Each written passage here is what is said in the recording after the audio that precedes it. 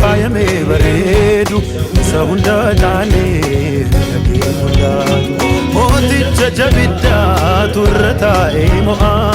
bara sakaamittu tusaan dorgoma Yesuusitu jira hundumaa gararraa mootii akka keeti Yesuumatti agarraa Yesuusitu jira hundumaa gararraa mootii akka keeti Yesuumatti agarraa ati guddaadha mootii guddaa ati guddaadha mootii guddaa ati guddaadha mootii guddaa ati guddaadha mootii guddaa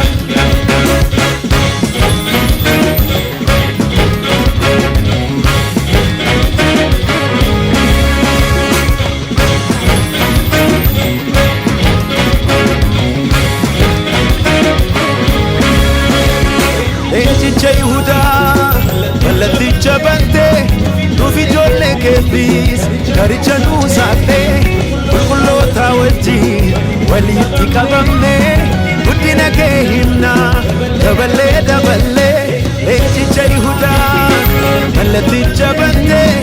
nuuf ijoollee keetiis garicha nuu saattee qulqulloota wajjin walitti qabamnee guddina kee himnaa daballee ati guddaadha mootii guddaa ati guddaadha mootii guddaa ati guddaadha mootii guddaa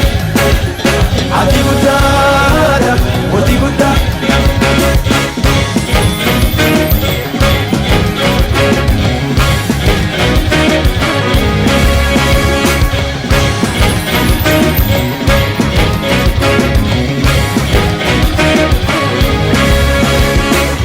Jafoniti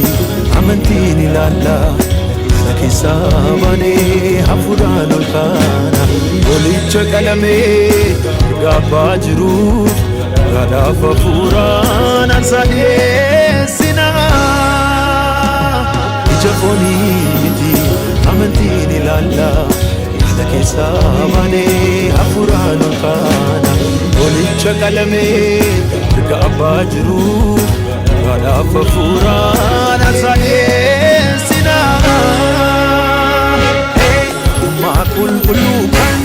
qoramee ba'ee hundumaa raawwatee mirga abbaa taa'ee Maa qulqulluu kan qoramee ba'ee hundumaa raawwatee mirga abbaa taa'ee Guddaadha jennee yommuu waamnu waaqolii normaa irraa faamu isa waaqolii waa hin baafne akkanuma adaam lafa guuttee ogummaa hunduu si'iif malaa Kristos si'iif maaltu jaala ogummaa hunduu si'iif malaa Kristos si'iif maaltu jaala Guddaadha jennee yommuu waamnu waaqolii normaa irraa faamu isa waaqolii waa hin baafne